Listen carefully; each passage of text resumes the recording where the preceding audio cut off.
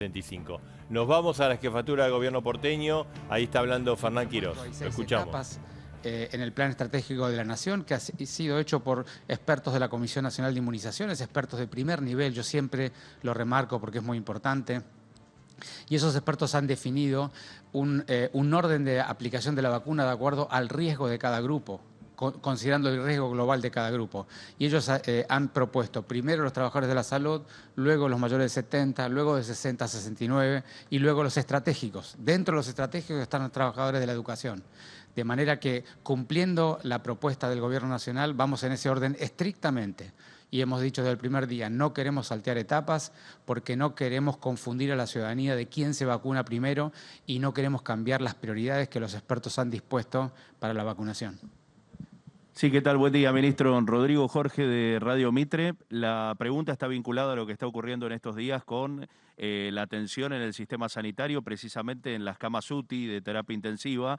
Son varios ya los centros de salud, no solamente en la Ciudad de Buenos Aires, provincia de Buenos Aires y también otras localidades que están indicando que prácticamente están muy cercanos a la saturación. Algunos indican el 90, el 95%, y este pedido que existiera de los médicos de postergar algunas intervenciones para tener la posibilidad de tener esa cama disponible para la terapia intensiva. De hecho, consta un comunicado suyo con la ministra de Salud, Carla Bisotti, con pedido de respiradores. ¿Es así? ¿En qué quedó saldada esa discusión?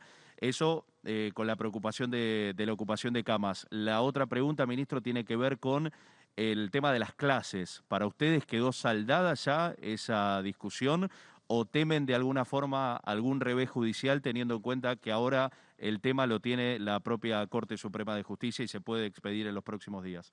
Gracias. No, gracias a vos, Rodrigo. Vamos punto por punto porque pasaste por muchos temas. Primero de todo, como ustedes han visto, hemos tenido una curva de casos tremendamente acelerada y ojalá con el esfuerzo del gobierno de la ciudad, el acompañamiento de Nación y el esfuerzo de todos los ciudadanos porteños podamos seguir insistiendo en disminuir la interacción social en lugares cerrados, en lugares con techo y así seguir bajando esa curva, ¿no? De todas maneras, ese aumento acelerado ha significado un enorme esfuerzo para el sistema de salud.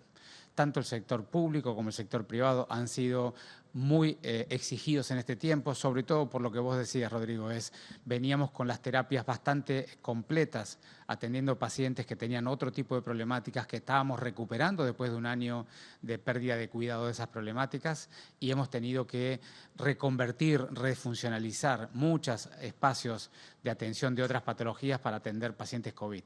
Y eso significa un enorme esfuerzo y por supuesto que muchos hospitales están trabajando intensamente. Sobre todo, como siempre digo, aquellas terapias intensivas más prestigiosas, más reconocidas, más grandes, son las que son además más visibles, porque naturalmente todos pretendemos llevar a nuestros familiares, a nuestros seres queridos, a los lugares donde tienen mayor prestigio social. Entonces, cuando uno mira la media o el promedio de la ocupación de camas, naturalmente el promedio siempre es inferior a lo que ocurre en las terapias más visibles. El promedio del subsector privado en la ciudad al día de hoy está en el 82% de ocupación, pero por supuesto que hay terapias arriba del 95%, como bien comentabas vos, y el promedio de las camas del sector público está en el 65%, pero por supuesto que para poder lograr la capacidad plena tenemos que seguir redistribuyendo aquellas camas ocupadas por otro tipo de situaciones y liberarlas para poder atender pacientes COVID. Así que esa es una tarea cotidiana, el esfuerzo es enorme y agradezco profundamente a todos los trabajadores de la salud, del sector público y privado, el esfuerzo que están haciendo, el acompañamiento que están haciendo para responder y atender a cada uno de los ciudadanos de la manera que se merece y corresponde. Luego hay una pequeña confusión que vos me lo preguntaste al pasar, pero lo quiero aclarar. Porque no hay que generar tensión en la ciudadanía que sea innecesaria. Bastante difícil es la situación, la gente la está pasando mal en términos sanitarios, afectivos, laborales, como para que agreguemos cierta confusión. En una reunión absolutamente operativa en gente técnica de mi ministerio, el Ministerio de Salud de la Nación, le comunicamos que estábamos disponiendo y le habíamos entregado en préstamo, en comodato al subsector privado, nuestra reserva de respiradores. Nosotros tenemos siempre 50, 60 respiradores en reserva para poder dar respuesta al sistema público de salud para cualquier demanda adicional o cualquier rotura circunstancial. Y para poder colaborar, como venimos todos los días reuniéndonos con el sector privado, de cómo los podemos ayudar, y los estamos ayudando en todas las formas posibles.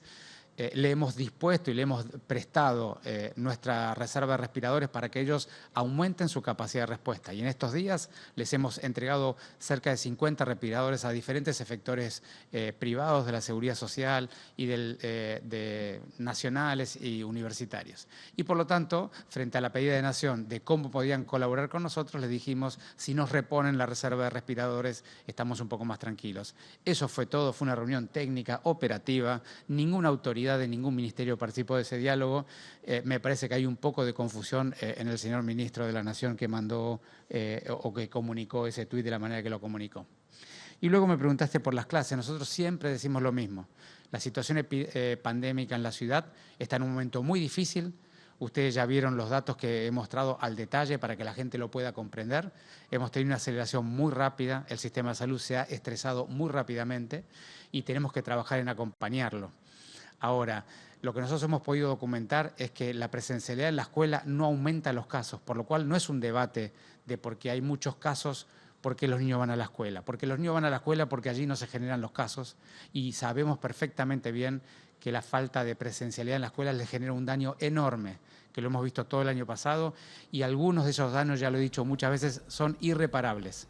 Por eso decimos, nosotros tenemos que tomar las medidas de gobierno que apunten a los mecanismos de contagio de la comunidad, porque toda medida de gobierno genera un daño y nosotros tenemos que equiparar el daño que generamos con todas las medidas que disponemos. Ese daño tiene que ser balanceado con el beneficio que buscamos y que logramos. Y nosotros decimos, suspender la presencialidad genera un daño enorme y el beneficio no lo podemos identificar en nuestros datos. No es claro, dentro de la escuela no existe ese contagio.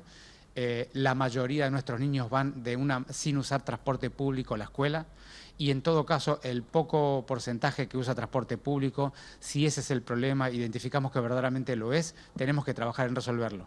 Pero la forma no es cerrar la presencialidad, sino la forma es aumentar el cuidado y la seguridad de los niños en esa presencialidad. Bueno, y ahí está hablando Fernán Quiroz precisamente del tema del conflicto, ¿no? La presencia de los chicos en el colegio y ratificando el anuncio que a partir de ahora se inscriben los mayores de 65 años para la vacunación.